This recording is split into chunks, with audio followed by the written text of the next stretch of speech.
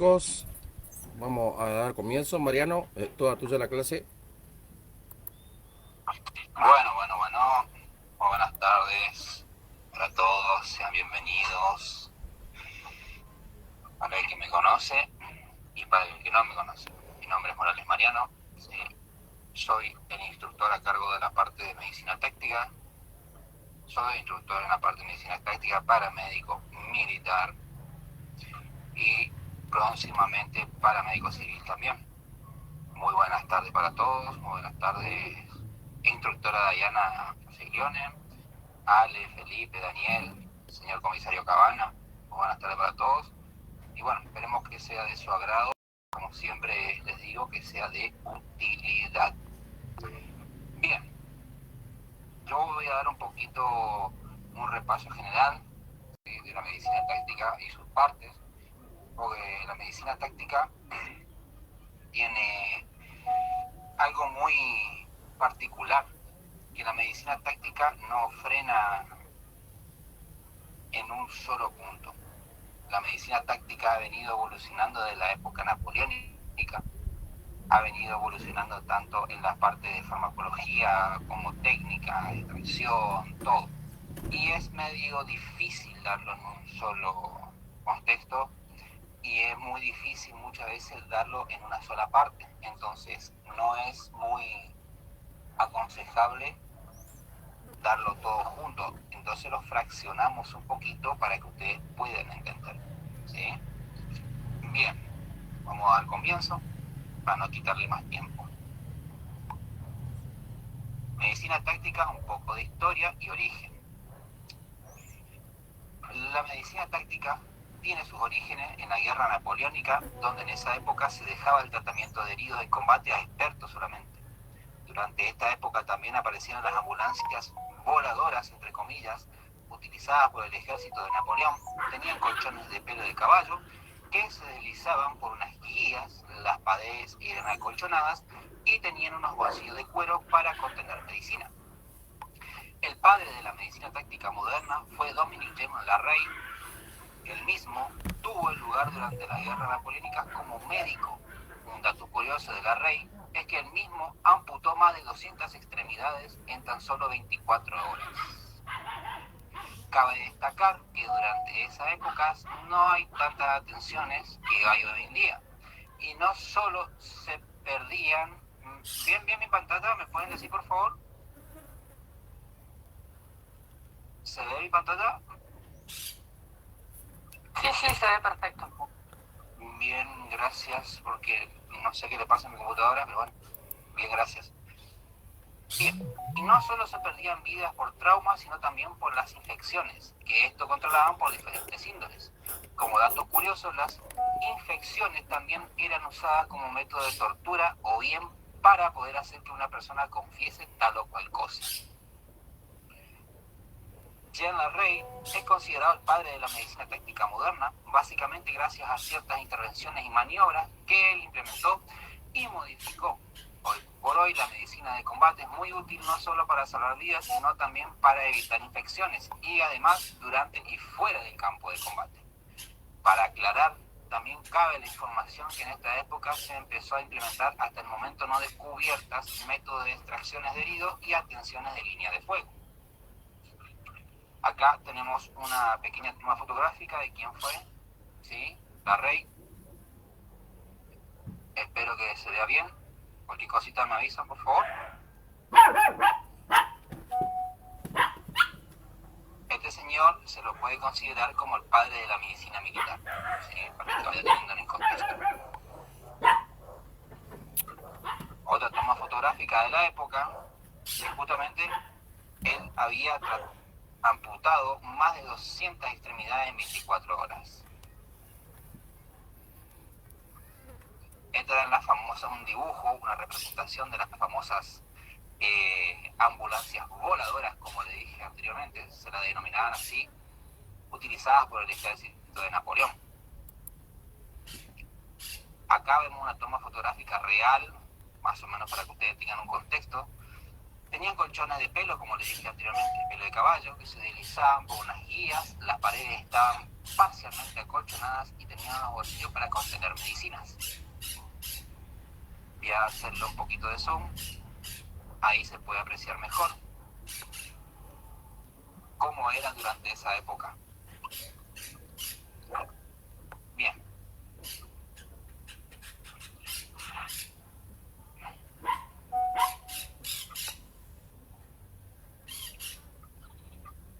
Dos segunditos. Como les dije, estoy teniendo un pequeño problemita con mi máquina. Bien. Medicina táctica, TCC, TSC y TC3. ¿Qué es? El TCC, atención táctica a víctimas de combate, y TSC, atención tácticas de emergencia. Son protocolos de atención médica en situaciones tácticas, pero con diferentes enfoques. El TCC está diseñado para el ámbito militar y se centra en el entorno de combate, mientras que el TSC se adapta a escenarios civiles de alta amenaza, como tiroteos masivos o ataques terroristas.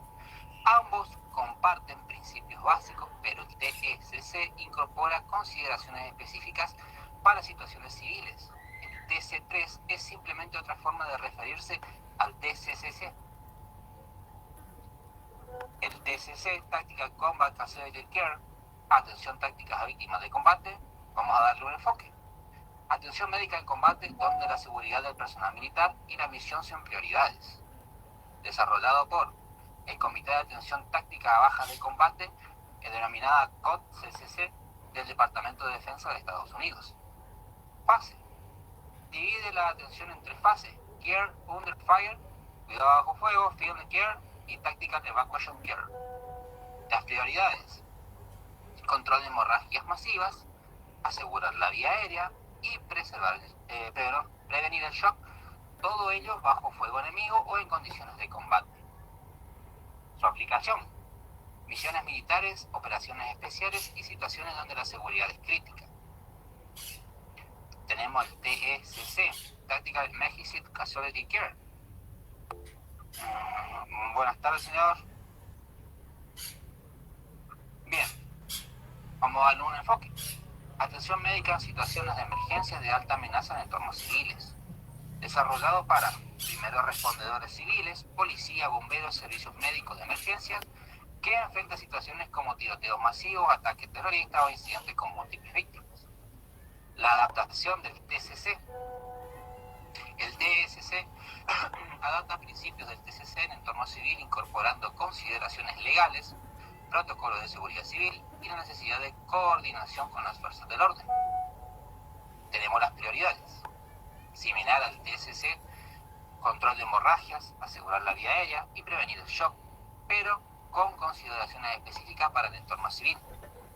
Su aplicación: escenarios civiles de alta amenaza como tiroteos masivos, explosiones, incidentes con múltiples víctimas y otras situaciones donde la seguridad es una preocupación importante. También incluye derrumbes, accidentes y demás. Bien. El TC3, Tactical Casualty Care, es otra forma de referirse al TCC, sinónimos que se utilizan indistintivamente para referirse a las mismas directrices de atención médica en combate. La medicina táctica, ¿qué es? Principios básicos. ¿Me siguen todos hasta acá?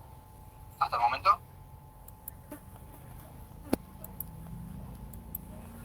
Sí, sí.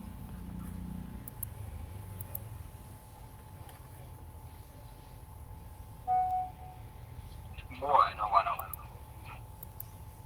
Principios básicos. La medicina táctica está fundamentada en una serie de principios genéricos que incluye la asistencia prestada, no solamente por los profesionales asistenciales tradicionales, técnicos de emergencias médicas, que es famosa denominación TEM, médicos auxiliares, médicos y profesionales de la enfermería, sino también por operadores de medicina táctica.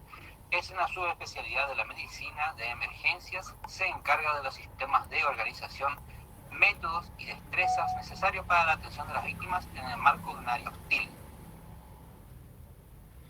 Este tipo de medicina prehospitalaria, denominada medicina táctica, es una disciplina actualmente en desarrollo.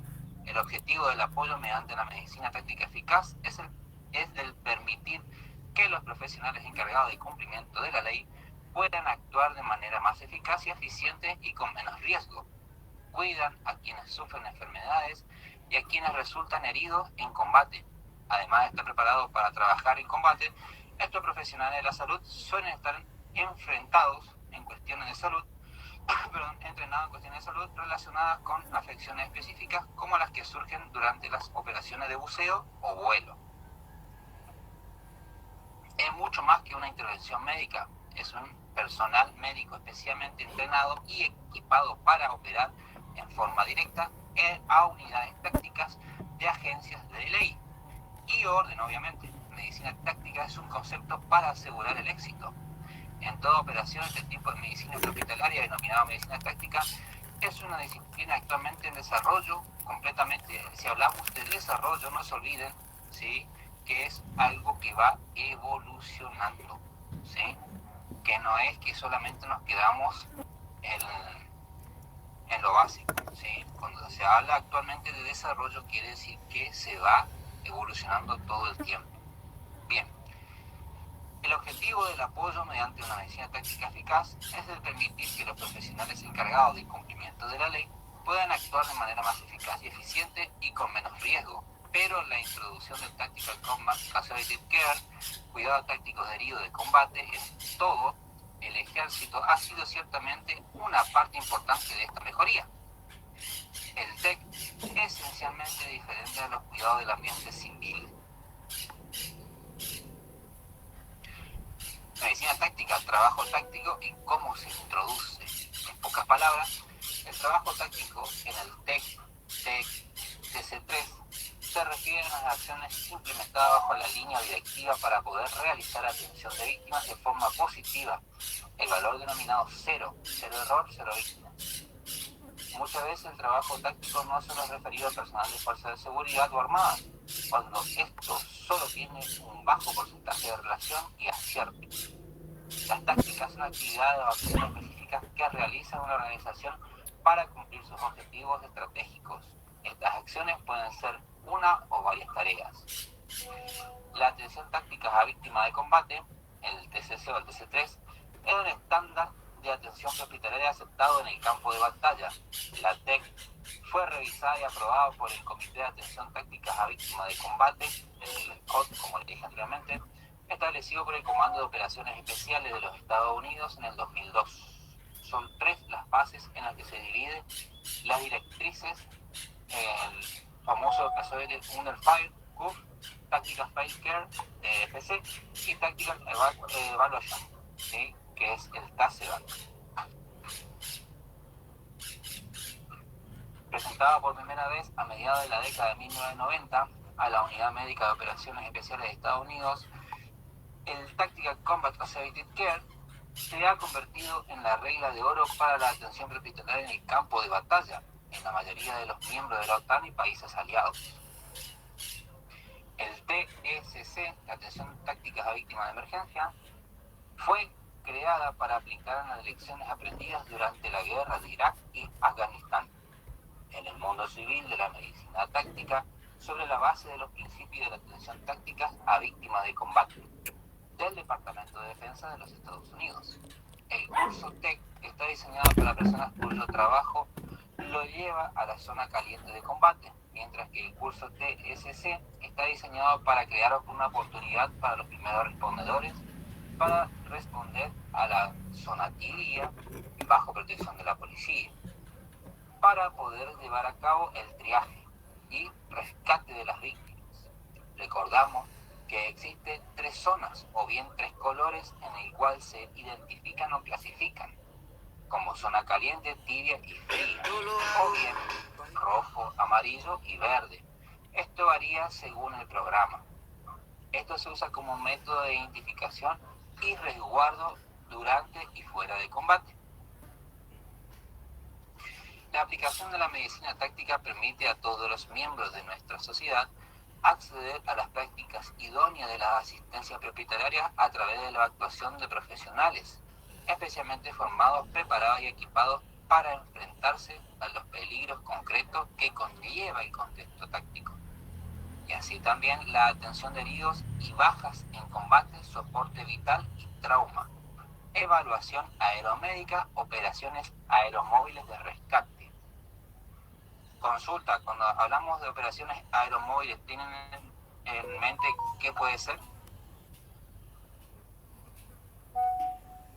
Por las dudas. Evacuaciones que se realizan vía aérea, como decimos, no sé, puede ser un helicóptero, un avión. Creo que también entra en la parte naval, no sé si. Perdón, equivocado.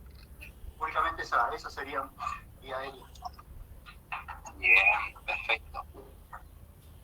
Para que entrara en un contexto de ecuación aerotransportada o aeromóviles, ¿sí? Esto se empezó a implementar durante un periodo en específico, una guerra en particular. ¿Alguien quiere adivinar? ¿Quiere participar y decirme cuál? Un conflicto norteamericano. No, a la mitad no. Ahí fue cuando se empezó a crear la medicina táctica. Esto ya se implementaba, creo, en la Policía Federal Argentina.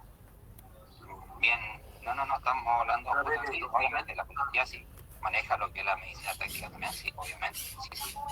Pero en particular, las operaciones aeromóviles o aerotransportadas se empezó a dar justamente, como lo dijo un compañero recién, no alcanza a ver quién, pero fue durante la guerra de Vietnam. ¿Por qué?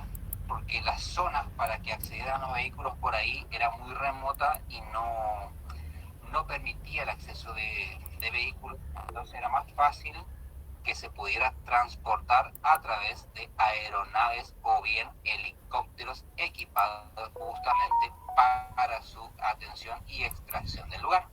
¿Sí? ¿Me van siguiendo hasta acá?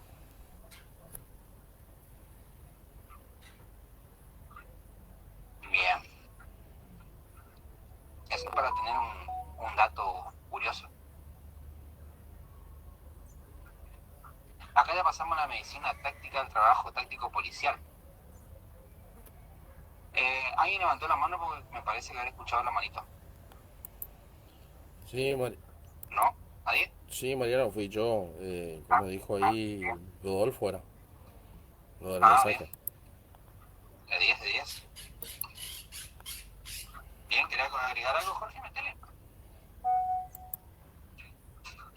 No, seguí nomás. Bien. Acá ya pasamos al TCC. ¿Es lo mismo que el TEC? Las directrices TEC se basan en los fundamentos del TCC, pero son diferentes para satisfacer las necesidades únicas de los entornos médicos y operativos civiles. ¿Qué es la medicina de combate? La sanidad militar. También medicina militar.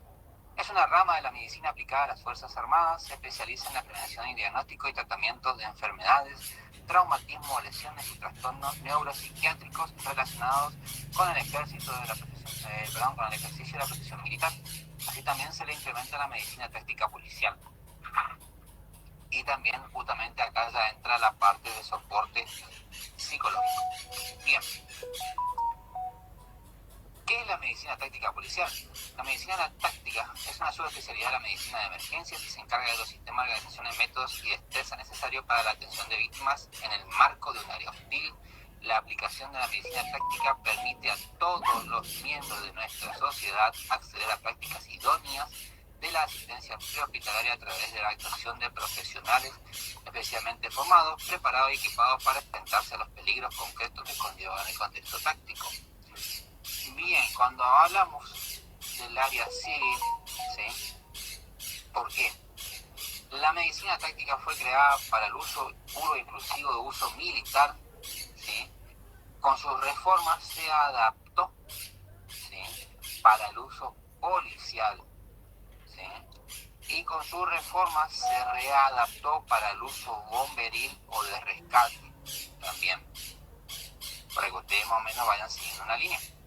Bien, conceptos clave de la medicina táctica policial: atención prehospitalaria en escenarios tácticos. La medicina táctica diferencia de la atención médica tradicional al operar en entornos donde la seguridad del personal médico y las víctimas no está garantizada como durante operaciones policiales o en zonas de conflictos. Protocolo y procedimientos específicos. Se basa en protocolos y procedimientos adaptados a las exigencias de situaciones tácticas, como el protocolo Marsh, que eso después le va a explicar el instructor Dre, ¿sí? Justamente también el protocolo Pause, ¿sí? A él le encanta esta parte, por eso se la voy a dejar a él, que guían la atención de heridos en entornos complejos, ¿sí? Bien, formación especializada. Requieren de una formación especializada para personal médico, paramédicos y agentes de policía, que abarcan desde el manejo de hemorragias y lesiones traumáticas hasta la evaluación de heridos en escenarios de riesgos. Colaboración entre fuerzas de seguridad y equipos médicos. La medicina táctica fomenta la colaboración estrecha en las fuerzas de seguridad y los equipos médicos, asegurando una respuesta coordinada y eficaz en situaciones críticas.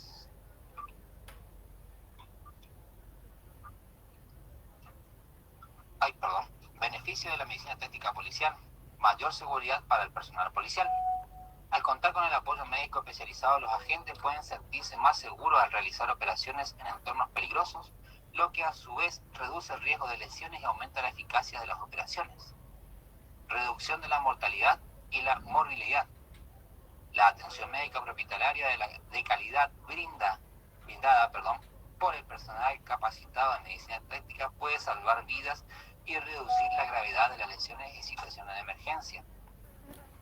Mejora la capacidad de respuesta. La medicina táctica permite que la fuerza de seguridad responder de manera más rápida y eficaz ante incidentes críticos, minimizando el impacto en situaciones de emergencias. En resumen, la medicina táctica policial es una herramienta fundamental para garantizar la seguridad de los agentes y la población en situación de alto riesgo y proporcionarles el apoyo médico necesario para actuar con eficacia y minimizar los daños en el contexto de operativos complejos. Bien, cuando nosotros estamos hablando de un equipo de atención prehospitalaria, debería, en teoría, cosa que no pasa, yo no lo he visto, pero si pasa, peco de ingenuo, como quien dice, cuando personal policial realiza operaciones, ya sea de allanamiento, lo que sea, debería contar con un personal idóneo, capacitado en el área de la medicina táctica, justamente para la asistencia ante situaciones de riesgo. Antes que un personal salga herido, haya víctimas o alguna cosa, haya un personal capacitado realmente para hacer ese tipo de trabajo, ¿sí? A eso justamente se refiere. Bien. ¿Quiénes pueden usar? Todos, siempre y cuando tengan los conocimientos adecuados. El personal policial debe estar capacitado para actuar. Definitivamente, si se quiere ser un buen elemento útil y completo. ¿Es necesario ser parte de alguna fuerza para aprender medicina táctica? La respuesta puede variar, pero en definitiva no. Toda persona que requiera ser eficiente en una zona o situaciones de riesgo debe hacer y realizar el curso. ¿Cualquier persona puede llevar y contar con un botiquín de primeros auxilios? La respuesta es que sí. No es una obligación que cada persona lo tenga, pero si se quiere, se lo puede llevar consigo para hacer buenos elementos y estar preparados en toda situación. ¿La medicina táctica tiene riesgos? Sí y no, ya que esto supone un trabajo de alto riesgo, ya sea bajo fuego o no, o bien durante alguna situación compleja como la que derrumbes o bien accidentes en particular. También tenemos las famosas situaciones de tiroteo, ¿sí? Que justamente ahí el operador de medicina táctica ya trabaja con el apoyo, ¿sí? de operaciones especiales o de la policía. Le consulto, ustedes, no, a ver, la voy a leer, porque no leo bien. ¿Cómo priorizar la atención cuando se tienen múltiples víctimas bajo fuego? Bien, en ese caso, a ver señores, en ese caso, cuando tenemos múltiples, vamos a dar un pequeño ejemplo burdo. Estamos patrullando en el móvil policial, vemos a 4 o 5 sujetos en hora nocturna, aparentemente en actitud inusual, sospechosa. Estos, al querer intentar identificarlos los mismos, empiezan a abrir fuego sin mediar palabra alguna hacia el personal policial. Hay un enfrentamiento armado. Hay lesionado tanto personal policial como los mismos sujetos y tenemos que priorizar quién tenemos que priorizar quién está corriendo más peligro la vida. Primero, antes que nada, un enfrentamiento armado, cuando estamos enfrentándonos con estos sujetos, si mi compañero se lesiona, voy a buscar cobertura, extraerlo de la zona caliente y de forma inmediata, si tiene herida en alguna de sus heridas de arma de fuego, entre sus extremidades superior e inferior, lo primero que voy a hacer es la colocación del torniquete, o que si tiene mi compañero el torniquete o sabe colocar, si yo tengo un torniquete le paso que se coloque.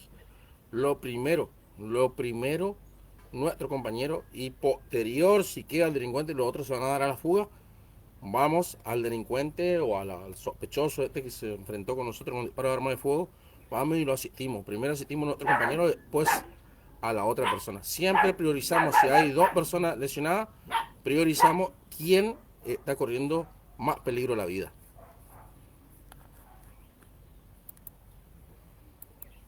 Mariano, continúa. Exactamente. Sí, fíjate. Exactamente para eso estaban los protocolos. Sí, justamente le iba a explicar al compañero y decidí el lugar. ¿Por qué? Porque si nosotros evaluamos, ¿sí? Podemos tener varios métodos de evaluación, pero es considerado el 98% de las bajas de combate se producen por hemorragias. El 98% de las bajas en combate se producen por hemorragias masivas. Entonces, como le dijo el doctor Duré, vamos a atender, sí, primeramente a quien sufre una hemorragia masiva. ¿Por qué? Porque le hago una pregunta rara, pero ¿todo disparo de arma de fuego produce una hemorragia masiva?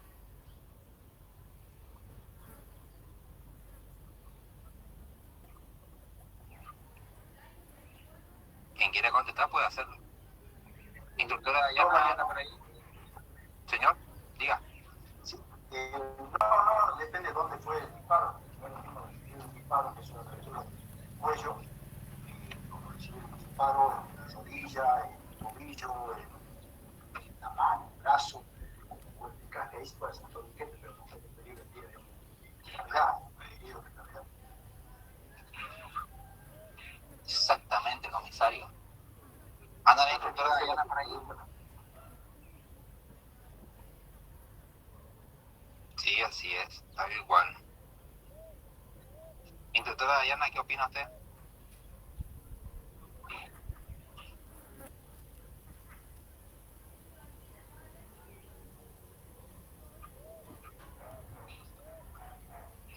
Instructora Dayana, ¿anda por ahí?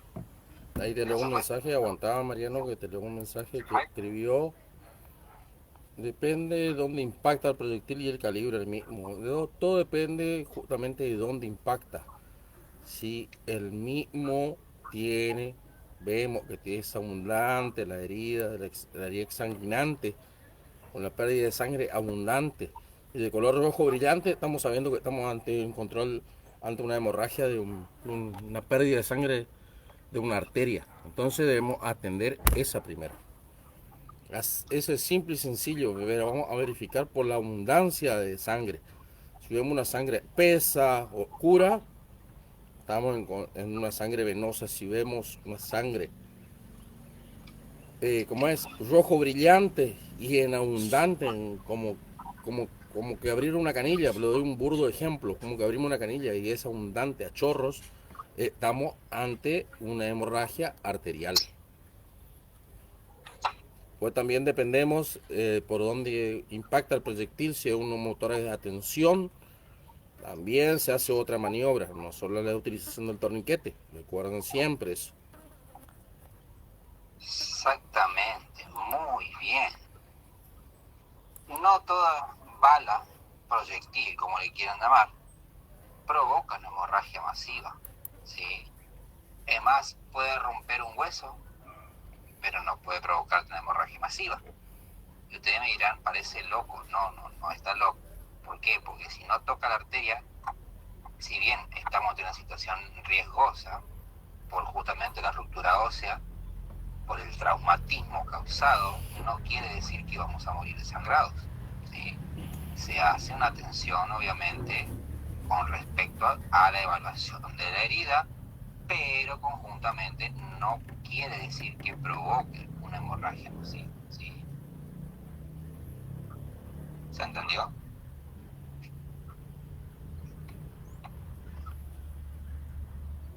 Bien, bien, gracias.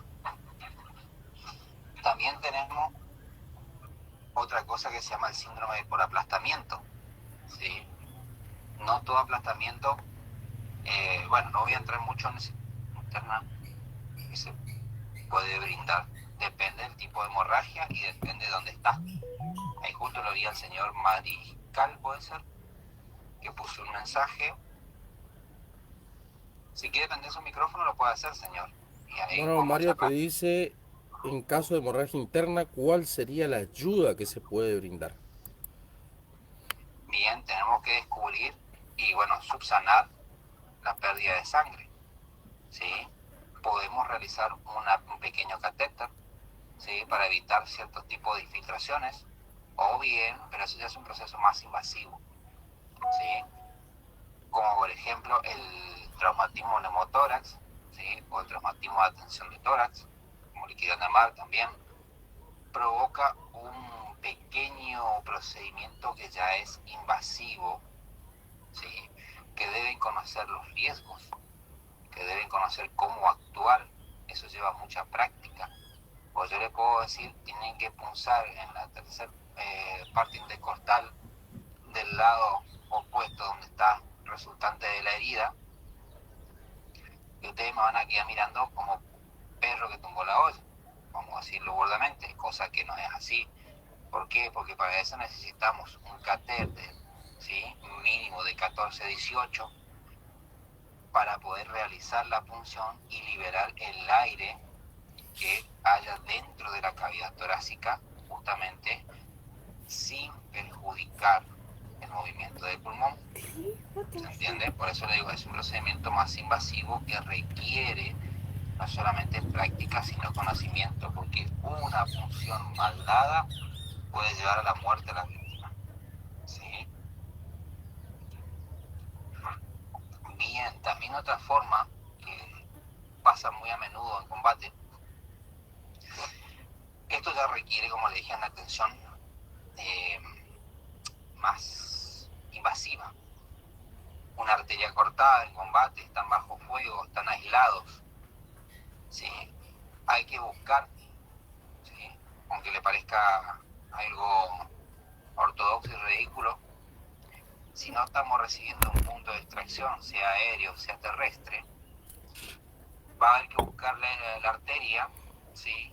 Y saturar la arteria, clausurarla, o como le quieran decir, para que este sí deje de perder sangre, porque el torniquete va a hacer su funcionamiento, va a hacer su función hasta un tiempo. Recordemos que de 3 a 6 horas, según el protocolo de la medicina táctica, no hay, ¿sí?, efectos secundarios, pero después de ahí ya puede haber un efecto secundario que es la pérdida del miembro, ¿sí? Por eso en operaciones militares siempre hay un médico o bien un operador de medicina táctica o paramédico de combate que conjuntamente ya tiene los conocimientos en sí mismo para poder actuar, ¿sí?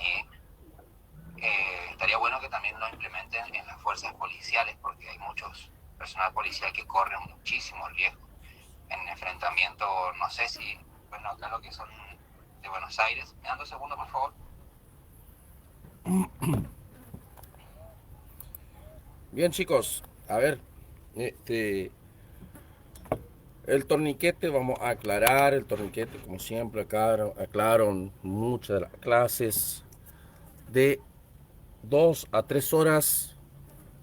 Una vez que se colocó el torniquete, no se saca. De 2 a 3 horas no tenemos ni un daño en el cuerpo, de los miembros, tanto superiores como inferiores sería.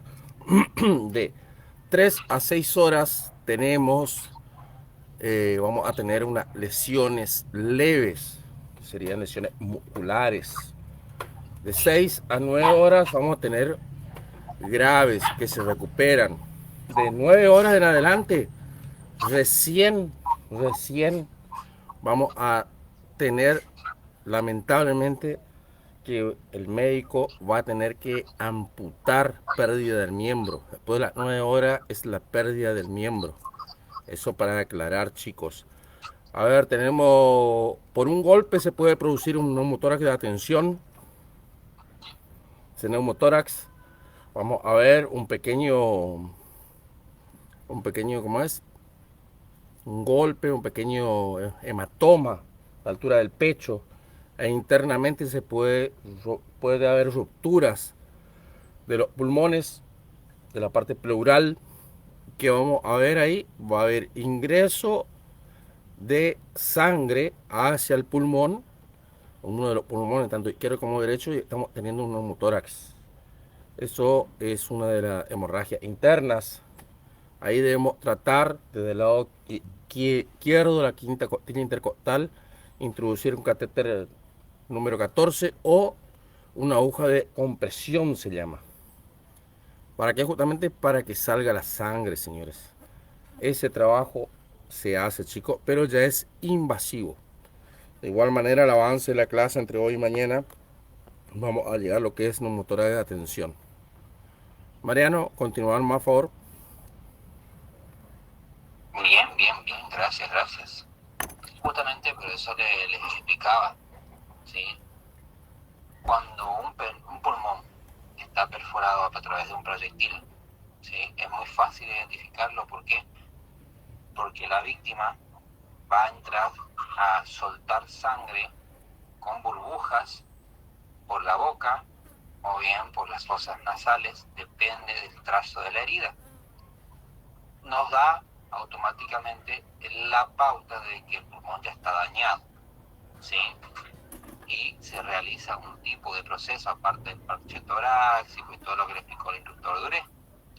Por eso justamente le estaba preguntando si había personal de policía, por ejemplo, de la ciudad de Buenos Aires o algunas ciudades que hoy por hoy están muy candentes en enfrentamientos con la policía. Y estaría bueno que haya justamente con cada grupo un médico o un operador de medicina táctica, justamente para evitar estos tipos de accidentes. ¿Se entiende? Bien, ¿me van siguiendo hasta acá para poder seguir? Mariano, la policía de Buenos Aires tiene la división de medicina táctica.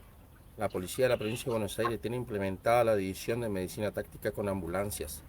Eso se hizo el año pasado, a fines de noviembre, diciembre, realizaron. Acá en Chaco yo he presentado un proyecto de una sección de medicina táctica.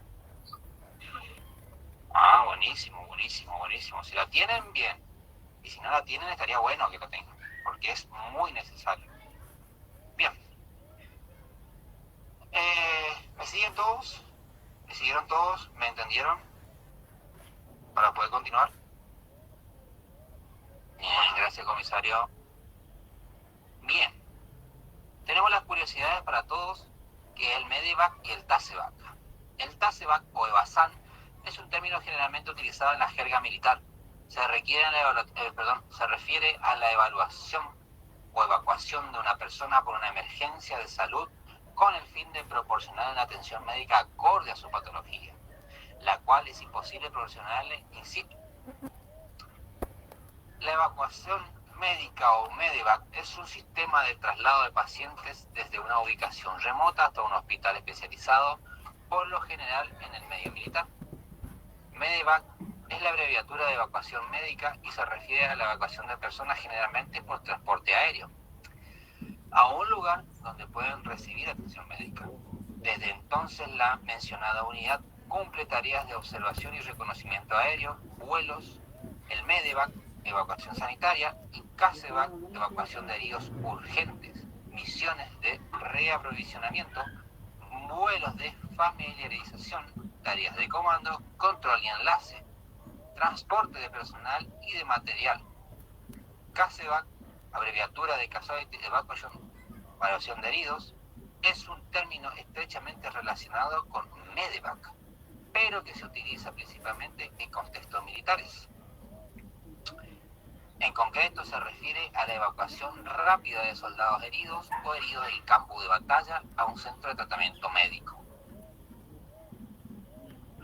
Acá tenemos la parte del protocolo March. ¿Esto lo quería dar vos, Jorge, o se lo doy yo? No tengo problema. Bien. Tenemos la parte de protocolo Marsh, como les dije anteriormente. Mientras que el instructor Jorge se acomoda, tenemos la parte de hemorragias masivas, que es la M, control de sangrados con medios físicos. La A, airway, abrir y asegurar la vía aérea permeable. Después tenemos la parte de la R, que es la respiración, descompresión, ventilación y oxigenación de ser necesario. La C, la parte de circulación, establecer acceso intravenoso, intraóseo y administrar fluidos. La H, que es de la hipotermia o bien head, la cabeza, prevenir hipotermia y tratar traumatismos craneoencefálicos. Tenemos la parte de protocolos PAUS. La P proviene de pain, que es el manejo del dolor. La A de antibiotics o antibióticoterapia. La W, que viene de wounds, de manejo de heridas. La S, que viene de splitting, que es la colocación de férulas. ¿Sí? Bien.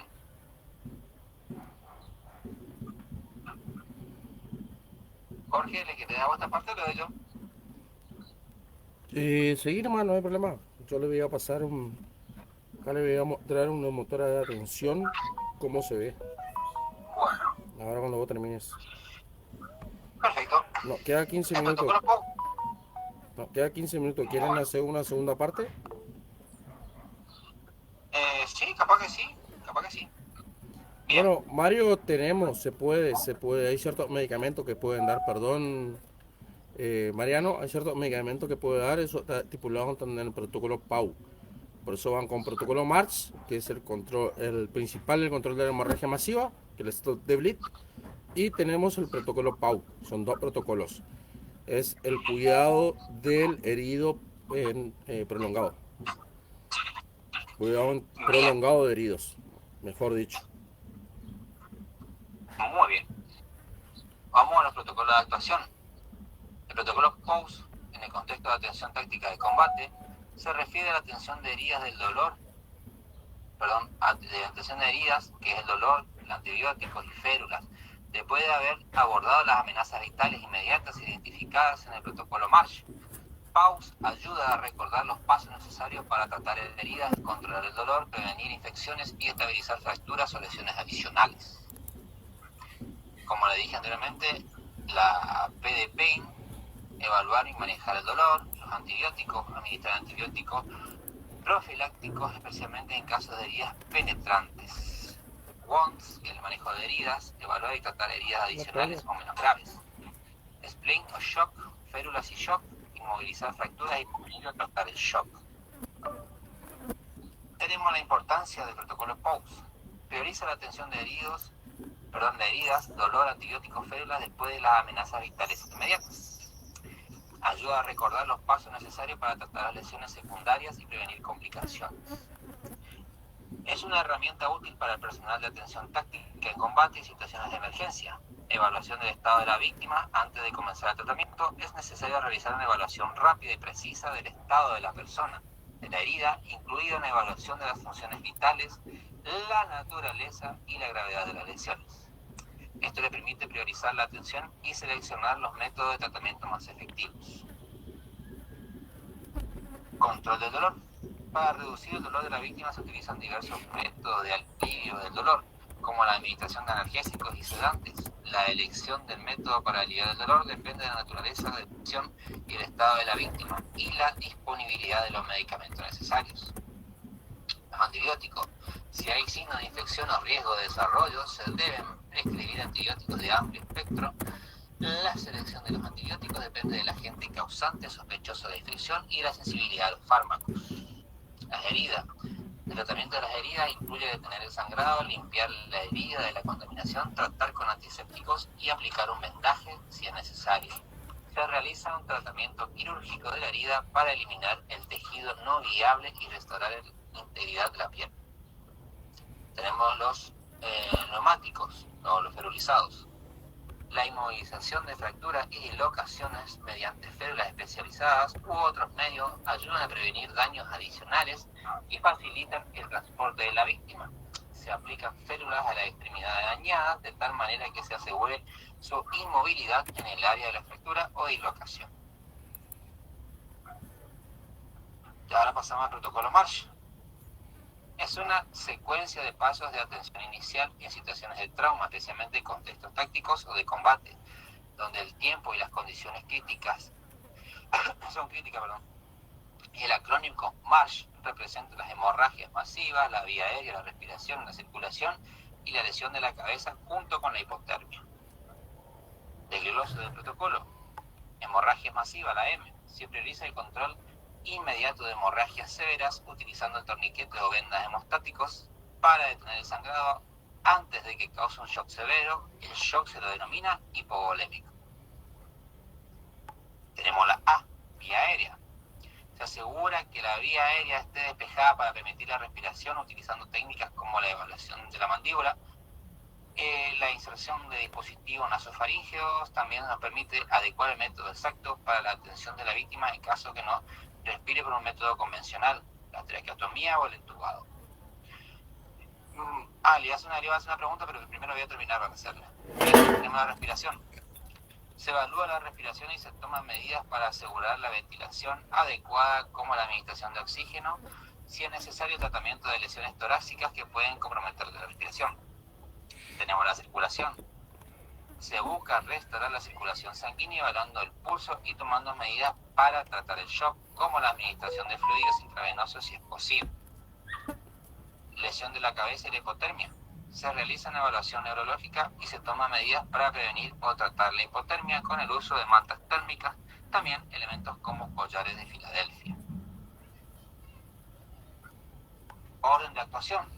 Es fundamental seguir el orden del protocolo Marsh, ya que cada paso está diseñado para abordar los problemas más críticos de una manera inmediata. No se debe saltar ningún paso, ya que cada uno tiene una función específica para maximizar la posibilidad de supervivencia.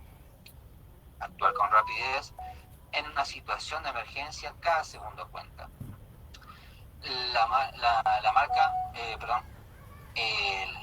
La rapidez en la identificación de resolución de problemas más críticos puede marcar la diferencia entre salvar o perder una vida. Si bien el protocolo Marsh es sencillo de entender, es fundamental haber recibido una formación adecuada en primeros auxilios para poder aplicarlo correctamente, obviamente. Los entrenamientos regulares, los primeros auxilios y RCP son esenciales para estar preparado ante cualquier emergencia. En resumen, el protocolo Marsh es una herramienta vital para la atención de emergencia en situaciones de combate, en entornos hostiles, permitiendo a los respondedores priorizar las acciones más importantes para salvar vidas. Bien, cuando hablamos de la parte de lo que es la vía aérea, consulta, ¿tienen idea de cómo permeabilizar la vía aérea?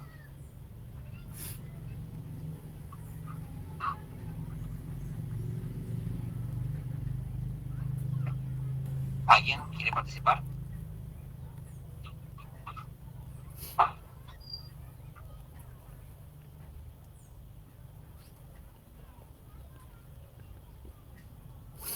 Bien. ¿Alguien sabe lo que es una cánula de Mayo?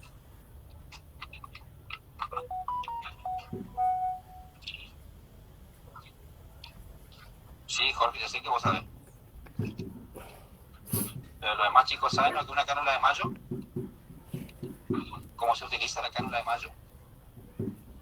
¿Sí, Rodolfo? ¿Me escuchó? La cánula de Mayo es la que se introduce por la tráquea o la que es por la nariz, que no me estoy acordando cuál. Eso es una cánula orofaringe, considerada una cánula orofaringe.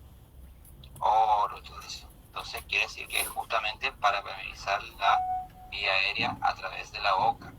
La cánula de Mayo, si bien es una cánula más dura, también hay otra que se llama nasofaringe, ¿sí? Y la nasofaringe va en la nariz, un tubo delgado, ¿sí? Hecho muchas veces de silicona o goma, depende del contexto, pero normalmente silicona, tiene que ir lubricado e introducido, ¿sí?, por la parte de la nariz. Bien. Chicos, lo que es cánula le vamos a estar mostrando ahora en la segunda parte de esta clase. 19:45 vamos a ingresar a la clase, ya paso por los grupos de WhatsApp el enlace. Vamos a ir mostrándole todo lo que son cánula nasofaringia y la orofaringia. Bien, perfecto.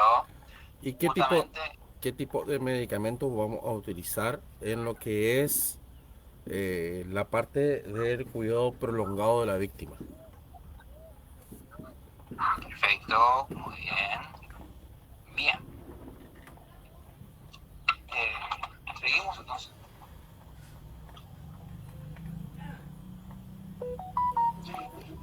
Pasamos a la parte de la triada de la muerte, que es la triada de la muerte en la medicina táctica se refiere a la combinación de acidiosis, hipotermia y coagulopatía, que se observa en pacientes con traumatismos graves, especialmente aquellos con hemorragia masiva. Esta combinación de factores puede llevar a un círculo vicioso que aumenta la posibilidad de la muerte. Aplicación del componente de la acidosis. La disminución del pH sanguíneo debido a la acumulación de ácido láctico causada por el shock y la falta de oxígeno en los tejidos. Tenemos la hipotermia, la disminución de la temperatura corporal central, que puede ocurrir debido a la exposición a ambientes fríos, la pérdida de calor por hemorragia y la alteración de la termorregularización corporal. La coagulopatía, la alteración de la capacidad de coagulación de la sangre, que puede ser causada por la pérdida de factores de coagulación, la activación de mecanismos de fibrinosis y el daño a las plaquetas. Importancia. La triada de la muerte es un concepto importante de la medicina táctica porque representa una amenaza grave para la vida de los pacientes con traumatismo. La identificación temprana de estos factores y la implementación de medidas para corregirlos son cruciales para mejorar las tasas de supervivencia. Tenemos la parte de manejo. El manejo de la triada de la muerte en medicina táctica implica control de hemorragias, detener el sangrado mediante técnicas de control de daños y, si es necesario, transfusión de sangre y hemoderivados. Calentamiento. Prevenir la pérdida de calor y calentar al paciente con mantas térmicas y líquidos calientes. Corrección de la acidosis. La administración de líquidos intravenosos y, en casos graves, bicarbonato de sodio. Transfusión de productos sanguíneos, manejo de la coagulopatía. Transfusión de líquidos o de productos sanguíneos, incluyendo las plaquetas, plasmas, frascos congelados y crioprecipitados. Cuando hablamos del tema de transfusión, normalmente tenemos que ir a las zonas frías, ¿sí? Antes que por ahí se les mezclen los tantos, ¿sí? Porque puede pasar que me pregunten si realmente podemos hacer ese tipo de atención en la línea roja o la línea bajo fuego. La respuesta es que no. ¿Sí? No se puede hacer este tipo de atención ahí, porque la importancia es detener el sangrado, si en caso que el paciente lo tenga, o si está en shock, está desmayado, es extraerlo de ahí y llevarlo a un área segura para realizar la atención. ¿Se entiende? ¿Me siguen hasta acá? Mariano, vamos dando un descanso a los chicos porque te quedan 3 minutos. 19:45 entramos, ya le paso un enlace, chicos. Hacemos un descanso de 15 minutos, preparen su mate y vamos a empezar a dar todo lo que es un motor de atención, colocación del torniquete, entre otros temas. Bien, chicos, 19:45 ingresamos, ya paso un enlace. Perfecto, nos vemos, chicos, dentro de un rato. Hasta luego.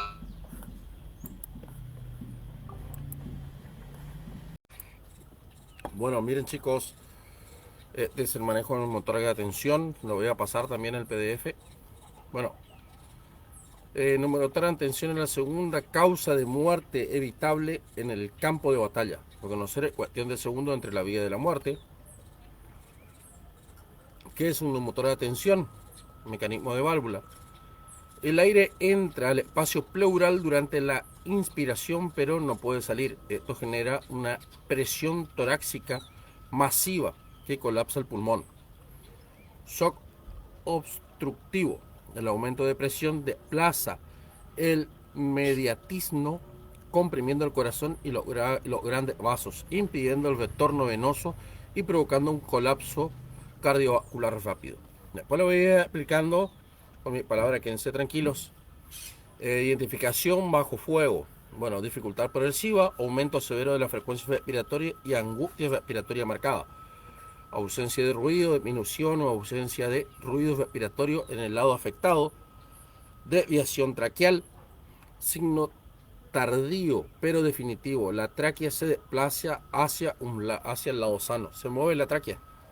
En pocas palabras. Protocolo de compresión. Usar un catéter número 14 para alivio inmediato o aguja de compresión. ¿Vieron acá la imagen? Punto de inserción, quinta costilla. Vemos del lado izquierdo de la quinta costilla intercostal. Vamos a introducir una aguja de compresión o un catéter número 14. Después tenemos del lado del frente, aquí sería la parte del frente, podemos llegar a introducir la misma aguja de compresión, aguja número catéter, en la segunda costilla debajo de la clavícula, tercera costilla debajo de la clavícula. E introducimos bien pegado al, ¿cómo es? Bien pegado a la costilla. Ahí le voy a activar mi cámara, a ver si se puede ver. Uy, está lento mi máquina hoy. Ya. Ténganme paciencia, chicos, ténganme paciencia.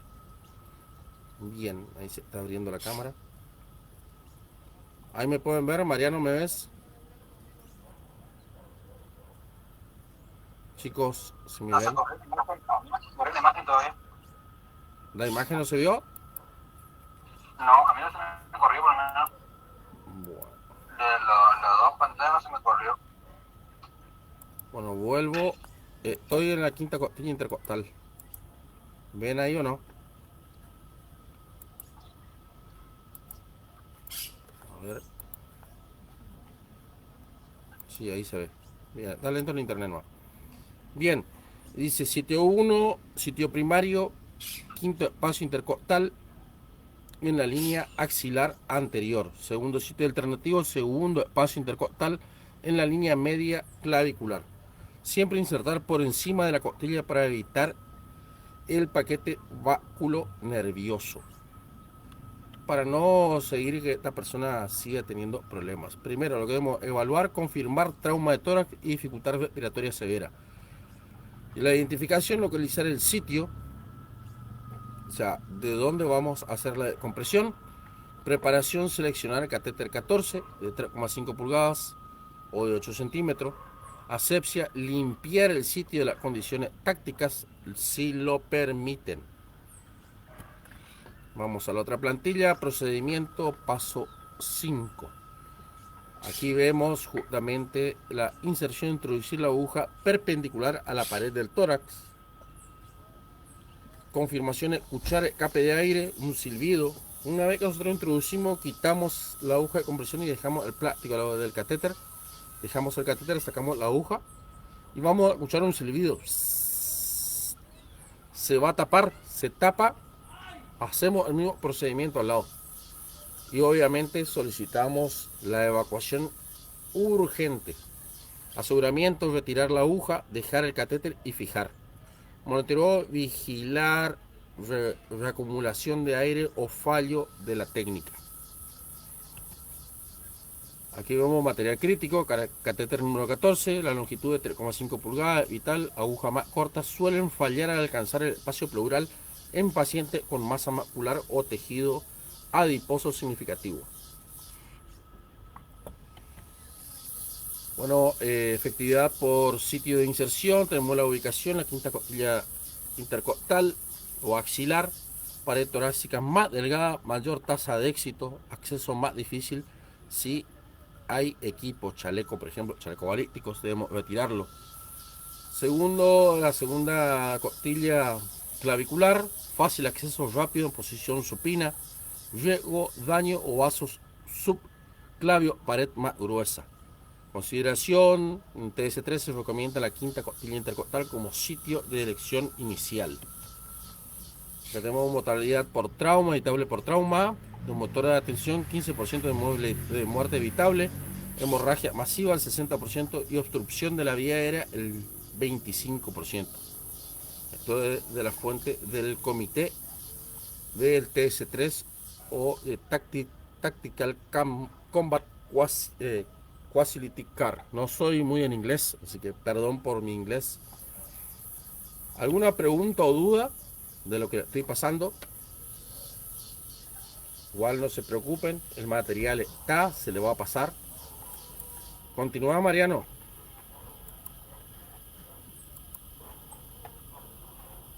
Mariano, continúa. Bien, lo importante sería saber si tienen dudas con esto, porque esto es un procedimiento invasivo. Sí, es un procedimiento invasivo.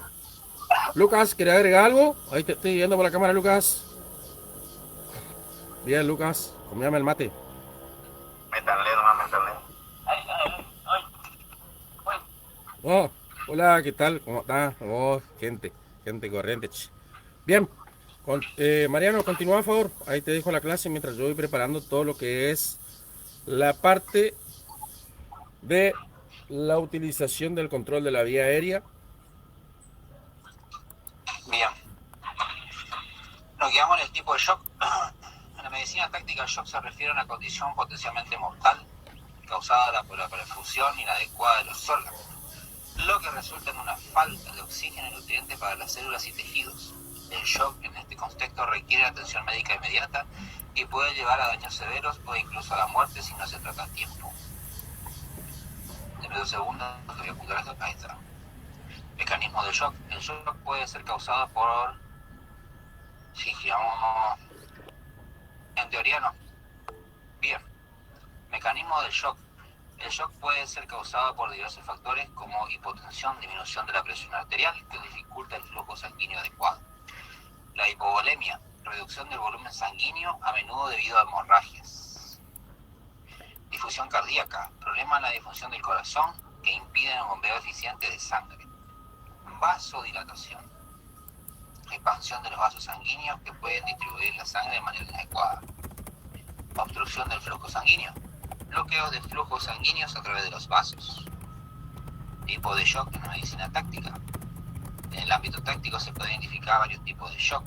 Shock hemorrágico causado por la pérdida significativa de sangre. Shock distributivo resultante de una mala distribución del flujo sanguíneo, a menudo debido a una infección grave.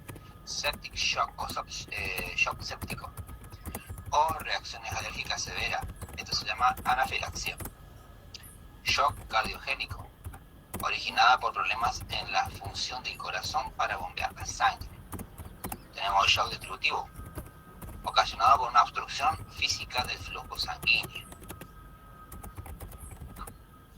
Reconocimiento y tratamiento. La detección temprana y el tratamiento rápido del shock son cruciales en la medicina táctica.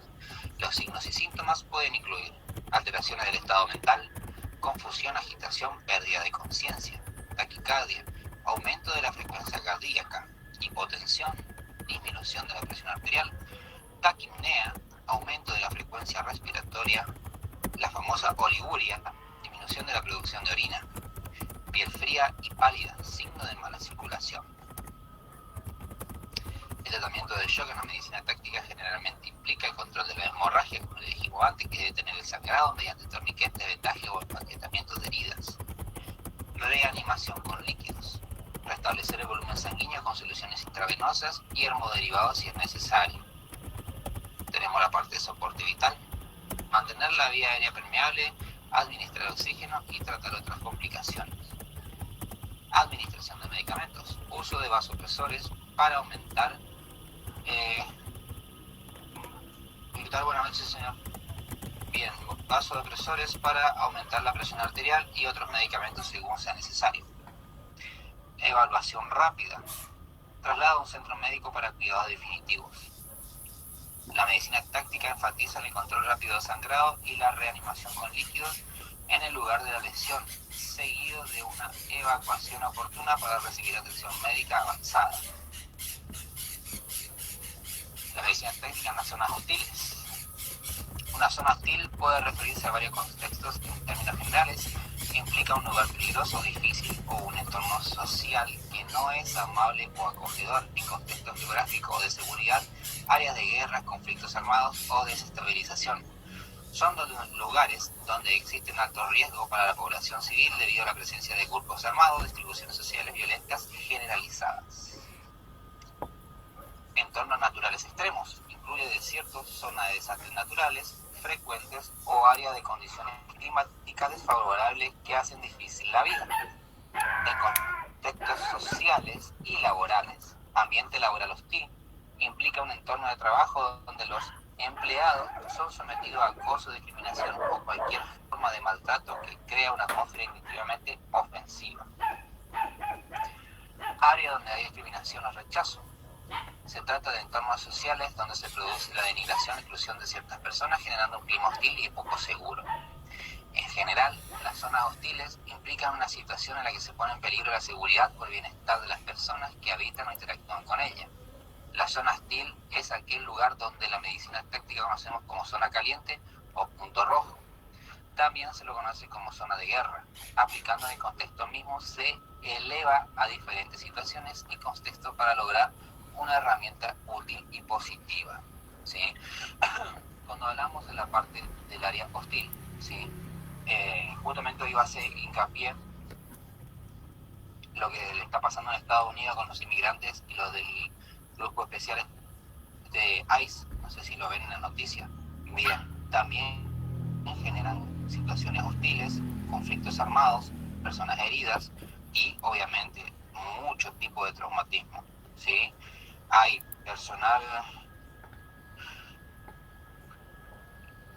de perder el momento, no tengo ni idea. Bien. Teóricamente por protocolo de 3 a 6 horas no hay riesgos, ¿sí? Pero incluso se dice que hasta 9 horas puede tener el torniquete puesto, luego ya perfora a una pequeña o bien pérdida total del miembro, ya que esto puede reducir o trasladarse a una muerte de tejidos denominados necrosis parcial o completa. Chicos, Bien, Jorge. escuchen, sí, Mariano, perdón que te corte un ratito. Chicos, a ver, la evaluación de la pérdida de un miembro, tanto superior como inferior, se debe verificar el por qué tuvo la pérdida. O sea, puede haber sido la pérdida de un accidente de tránsito, puede haber sido una pérdida por un explosivo. Recordemos, si es por un explosivo, el mismo explosivo va a cauterizar la herida y no vamos a tener la pérdida de una hemorragia masiva. Eso siempre debemos prestar atención del por qué fue la pérdida del miembro. Si es en combate, por un explosivo, la pérdida del miembro superior o inferior, justamente el inferior es porque pisó una mina, se le vuela la pierna, queda sin pierna y va a cauterizar la herida. Entonces no es necesario la colocación de torniquete. Ahí lo único que se hace es la limpieza de la parte donde quedó el muñón, donde quedó, por así decirlo, la limpieza en la parte de primer auxilio. No tenemos elemento de limpieza. ¿Qué debemos hacer? Lo limpiamos con agua. Mariano, continúa, por favor. Bien. No siempre un explosivo cauteriza heridas.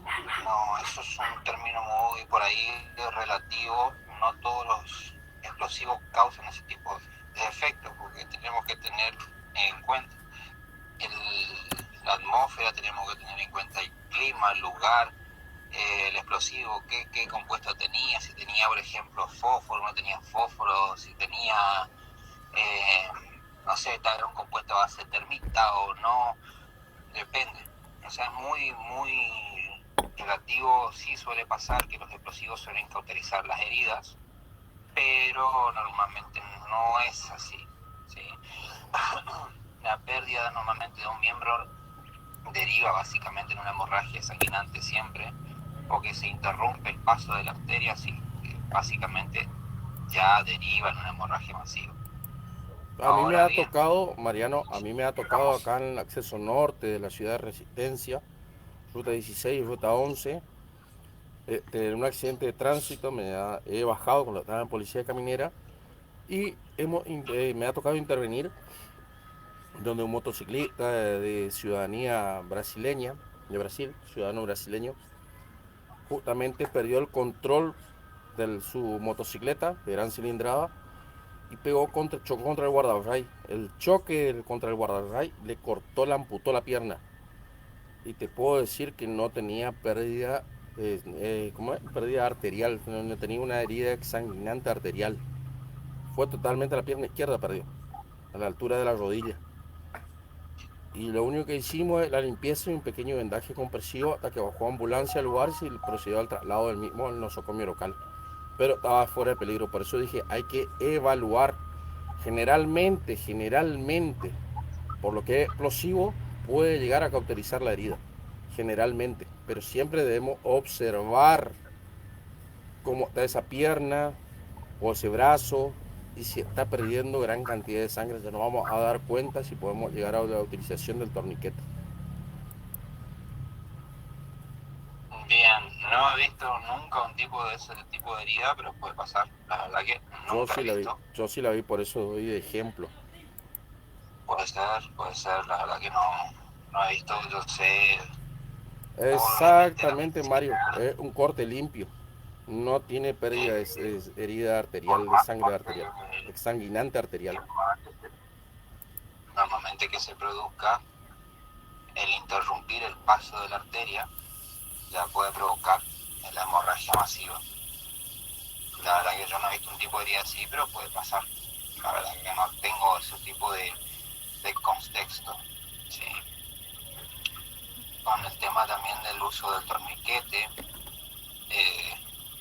el tema del protocolo, 5 centímetros arriba de la herida, que también la arteria es un tejido semimembranoso, se retrae, no se coloca a 4 dedos normalmente, por protocolo sí, pero no es aconsejable, mejor es colocarlo alto y ajustado. Entonces evitamos por ahí una mala colocación de torniquete, ya sea por una retracción de la misma arteria. Se puede sacar el torniquete y colocar de vuelta, no se saca. Todo lo que se coloca se saca únicamente en el quirófano. Se puede colocar un segundo torniquete, sí se puede colocar un segundo torniquete en caso de ser necesario.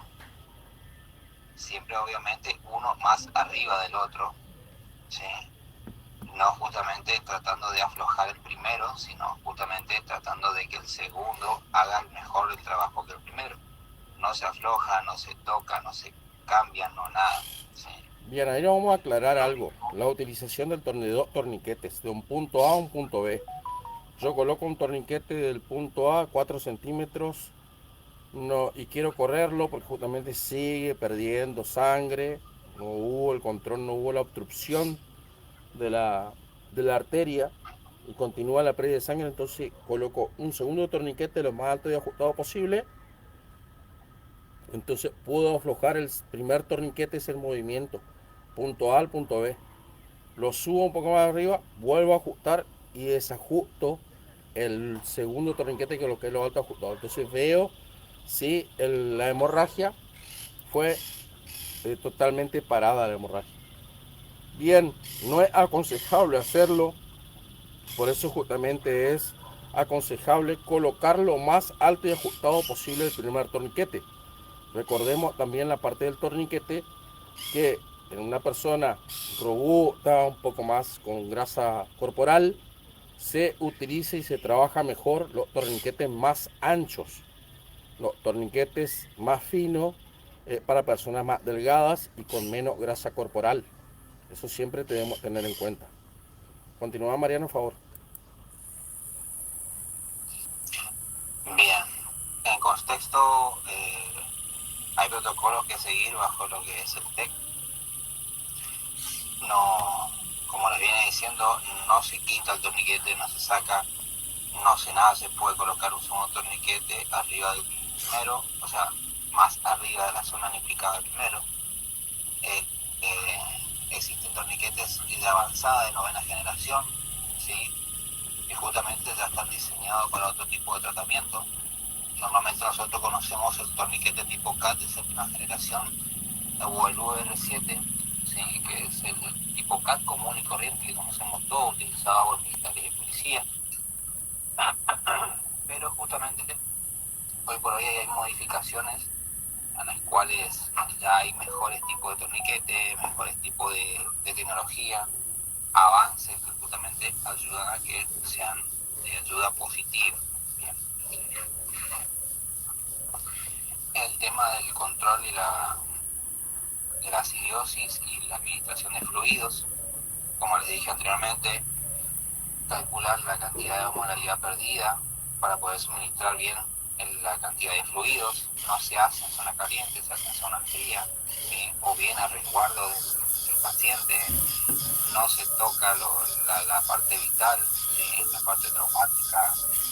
No se toca la parte donde el paciente normalmente ya es atendido por ejemplo, traumatismo craneal, ¿sí?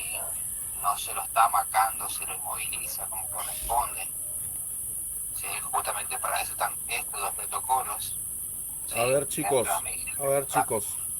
lo práctico y sencillo en la medicina táctica, la parte primaria del protocolo MARCH, lo que nosotros debemos ser prácticos siempre, porque el tiempo amerita. Tenemos era dorada, el tiempo es atroz, como la clase. Va pasando el tiempo y vamos perdiendo el tiempo, vamos hablando, y por ahí justamente se hace atroz, se hace el cansancio mismo, el mismo estrés sobre el momento de trabajar. Tenemos que ser prácticos, tenemos 2 torniquetes, vuelvo a reiterar, está aprobado en el TEC.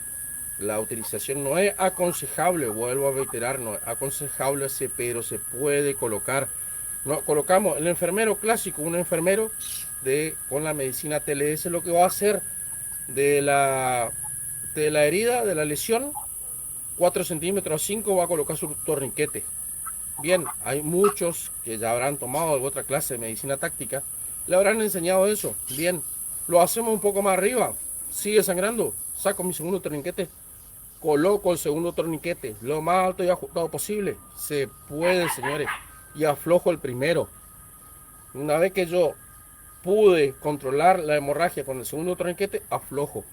¿Puedo llegar a hacer el movimiento de subir al primer torniquete? Sí, pero ¿para qué lo vamos a mover al segundo torniquete si ya controló la hemorragia? Debemos ser prácticos. Yo siempre voy a la practicidad. Debemos ser prácticos, chicos. A la hora del trabajo debemos ser prácticos. Lo mismo que el empaquetamiento, debemos ser prácticos. Observamos primero que en el lugar, en la escena primaria, que en la zona roja, va por colores, zona activa o zona roja, zona insegura. ¿Qué hacemos? Lo primero, colocamos torniquetes si vemos una herida en el protocolo MARCH, en sangrante tipo arterial. Quitamos a la víctima, llevamos a la zona segura y ahí trabajamos un poco más tranquilo. Siempre debemos hacer eso. Chicos, no se olviden que cada segundo cuenta para salvar una vida.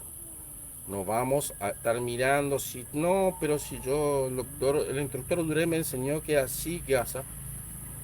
Sé la técnica, practico, la coloco de manera inmediata. Por eso es lindo tener diferentes tipos de torniquetes, de tamaño de grosor, así sea el CAT, el clásico, tipo CAT. Compro un poquito más ancho, un poco más fino, y voy teniendo en mi mochila o en mi AIFA, que ya lo vamos a ver mañana.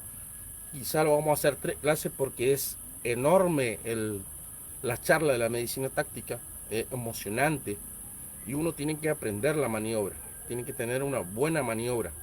¿Del por qué le digo esto, chicos? Porque si hacemos la mala maniobra, nosotros nos vamos a complicar y vamos a perder la vida de la persona a quien nosotros estamos con nuestra atención primaria en primer auxilio de combate, porque este es el primer auxilio en combate.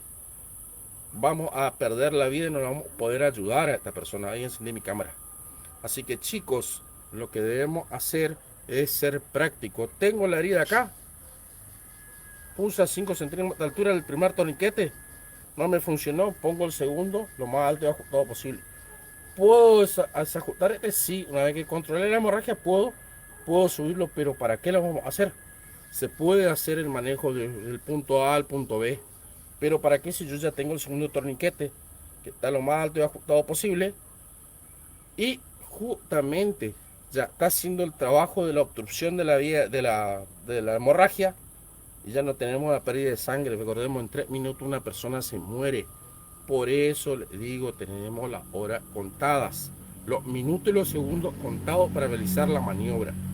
Es algo tan simple. A mí me tocó acá en la ciudad de Fontana. Siempre lo cuento. Estuve haciendo de seguridad en un negocio, en hora nocturna. Pasó el móvil policial con un herido de arma de fuego en su pierna izquierda. Ya estaba blanco esta persona, ya estaba perdiendo demasiada sangre, se fue hasta el hospital. En el hospital no sabían qué hacer, porque de verdad no sabían qué hacer. Yo me fui con mi moto, me acerqué hasta el hospital, estaba cerca del hospital de acá de Fontana, en nosocomio. Fui y le coloqué el torniquete lo más alto y ajustado posible.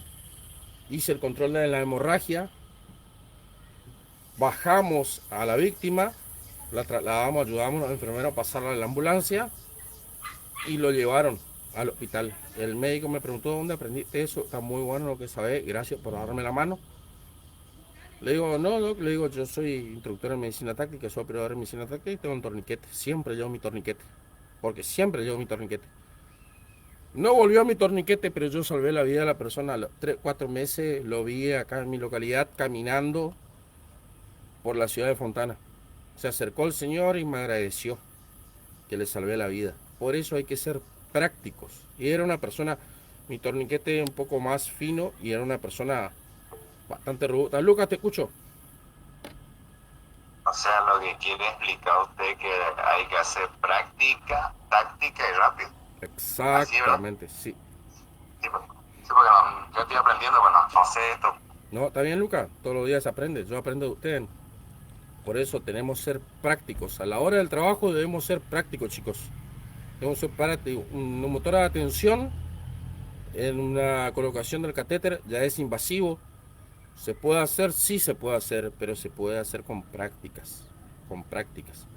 Segundo, hago el que ya también le vamos a explicar, el parche. Se vienen los parches de una motora de atención, como por ejemplo herida de arma de fuego, herida de punzocortante con orificio de entrada y salida. Hacemos una válvula, lo podemos hacer casero o compramos directamente la válvula, que es un parche que viene para la motora de atención. Eso ya mañana lo vamos a dar, ya estamos ya a tiempo.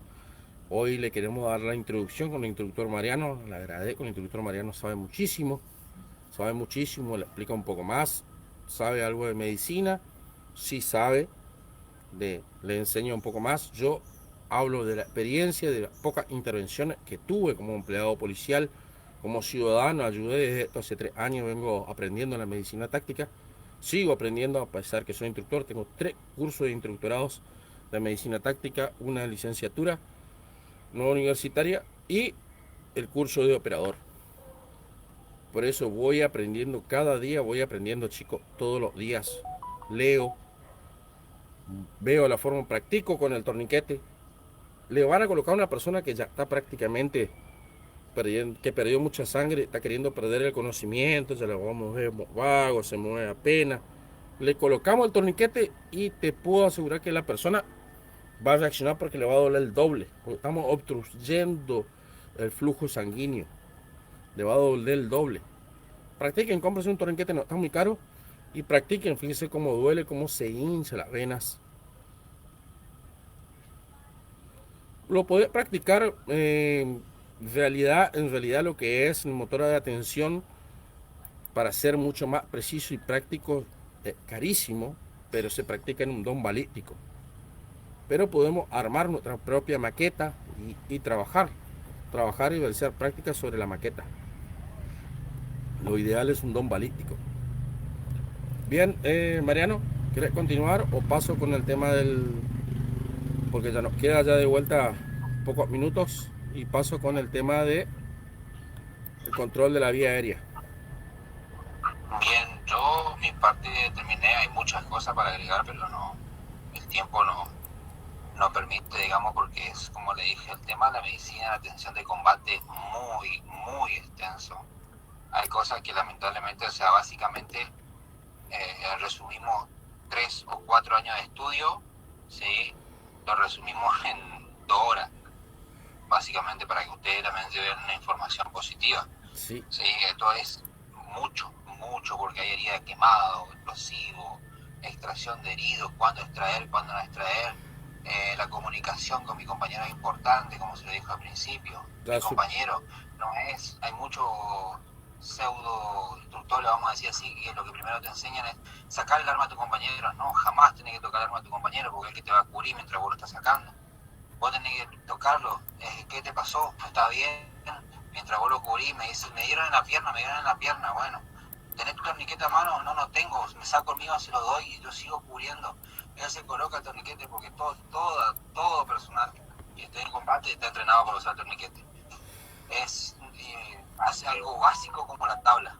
Es No, como no hacer, te puedes perder de eso. es como en la policía, en la fuerza de seguridad, el RCP, la maniobra Heimlich, son cosas básicas de primer auxilio que debemos saber. Le pone un nombre extravagante que te dice operador en medicina táctica. Es algo básico, chicos, es algo básico, simple y sencillo para explicar, para enseñar, pero lo ponen operador en medicina táctica. Y uno dice, wow, hoy soy operador. Pero es un primer auxilio en combate, chicos. Nada más.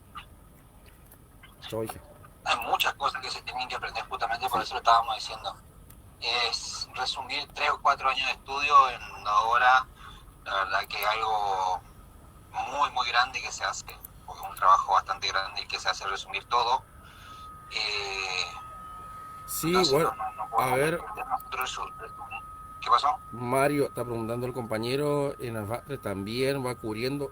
Sí puede, si mi compañero que está herido no puede cubrir, mi compañero que me está arrastrando puede llegar a cubrir.